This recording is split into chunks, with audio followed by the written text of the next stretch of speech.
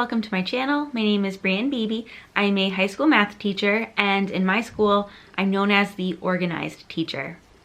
For today's video, I'm sharing my 4 favorite strategies for making to-do lists that actually work.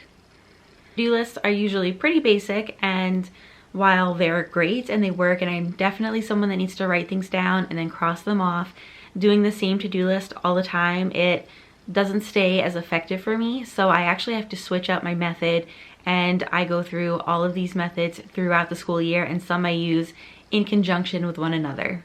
So this video is actually a viewer request, but I decided to wait until closer to January to put it up because this is usually the time of year where we are focused on organizing everything and improving our lives in general.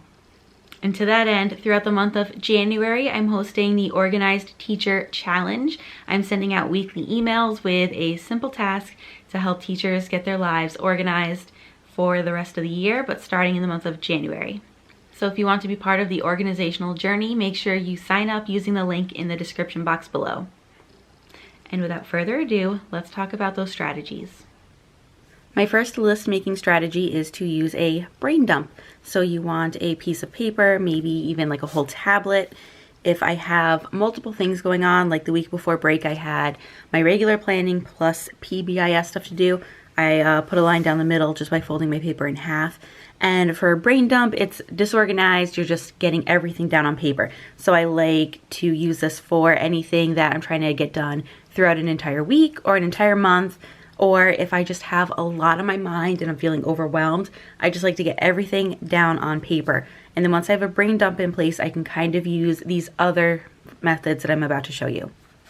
My second to-do list strategy is just the simple list.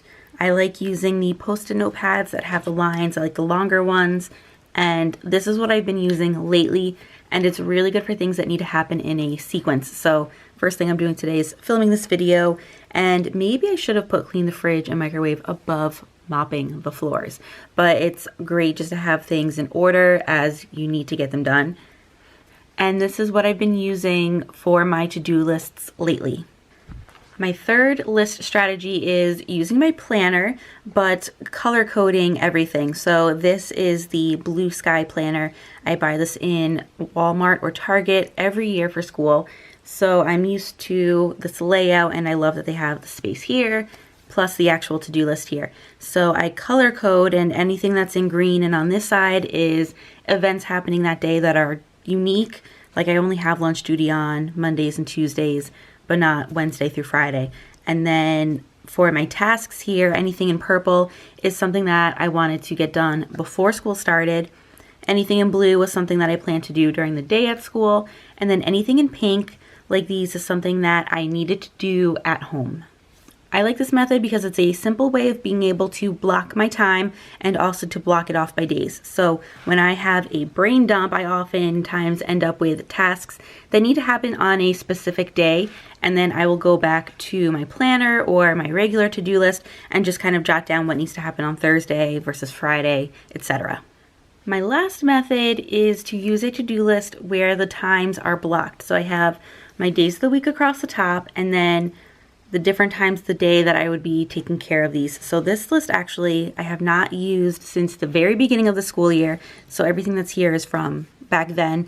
So I have my before school, my at home, and then on the next page I have my different periods where I would have time to plan. So I like using this list because, for example, my D period, planning period, I'm not in my classroom, I have to go somewhere else. So the planning or the things that I would do during that period of time would be different from the other 2 periods that I get.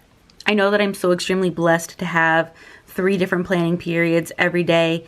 It's because my union is fantastic. We have a really good contract, and the more preps you teach, the more planning time you get, less duties you have, etc. So this is what that list would look like, and this can be done on paper as well. I just like to use this in my GoodNotes app on my iPad because if things change, I can lasso around what I wanted to change and just move it over to where it goes. So if this doesn't get done on this day, I can move it over here to where I would be able to get it done. And that's everything for this video. If you have any requests for future videos, please leave them in the comments below. And if you would like to join us for the Organized Teacher Challenge, make sure you sign up using the link in the description box. And as always, thanks for watching and Happy New Year.